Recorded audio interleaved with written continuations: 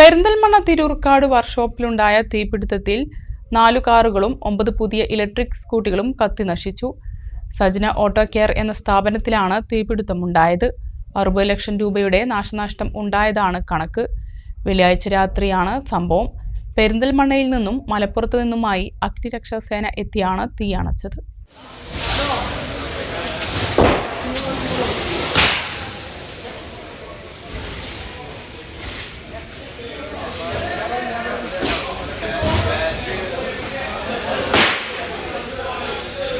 Perinthalmanna Thirurkad Bharat petrol പമ്പിന് തൊട്ടടുത്തുള്ള Sajna auto കെയറിലാണ് തീപിടുത്തമുണ്ടായത്.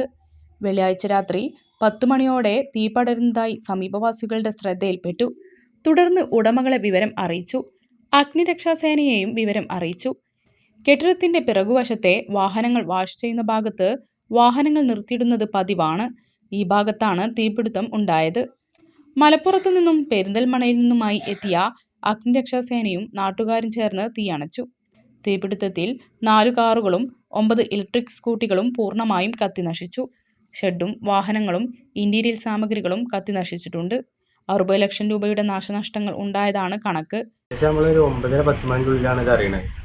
അപ്പോൾ ഹോട്ടലിലത്തെ ആളുകളെ വിളിച്ചിട്ടാണ് നമ്മൾ അറിയണതും. നമ്മൾ ആ സ്പോട്ടിലൂടെ എത്തി വണ്ടികൾ പെട്ടെന്ന് തന്നെ മാറ്റുകയും അതേമാതിരി ഇവിടെ ഇലക്ട്രിക്കൽ സ്കൂട്ടറാണ് 9 എണ്ണം ഉണ്ടായിരുന്നത്. അതേമാതിരി 4 കാറുകളുണ്ടായിരുന്നു.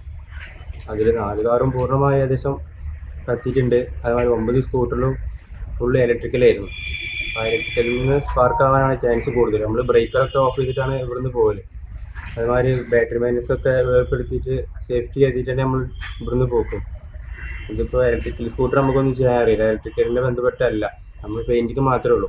അപ്പോൾ അതിൻ്റെ കണക്ഷനും കാര്യങ്ങളും നമ്മൾ ചെയ്യലില്ല.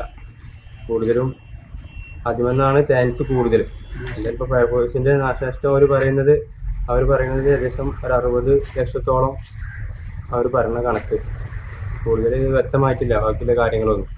ഈ ഭാഗത്ത് കൂടുതൽ വാഹനങ്ങൾ നിർത്തിയിടാറുണ്ട്. 30ഓളം വാഹനങ്ങൾ ഉണ്ടായിരുന്നു ഇവിടെ. വാഹനങ്ങൾ ഇവിടെ നിന്നും വേഗത്തിൽ മാറ്റുകയായിരുന്നു. വാഹനങ്ങളുടെ പെയിന്റിംഗ് ജോലികളാണ് ഇവിടെ ചെയ്യുന്നത്.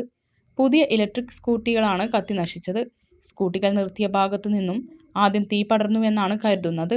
വൻ നാശനഷ്ടമുണ്ടായ വിഷമത്തിലാണ് സ്ഥാപനത്തിന്റെ ഉടമകളും തൊഴിലാളികളും. News bureau, Perinthalmanna.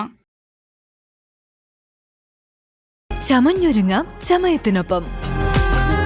ചമയം ടെക്സ്റ്റൈൽസ്, പെരിന്തൽമണ്ണ, മഞ്ചേരി.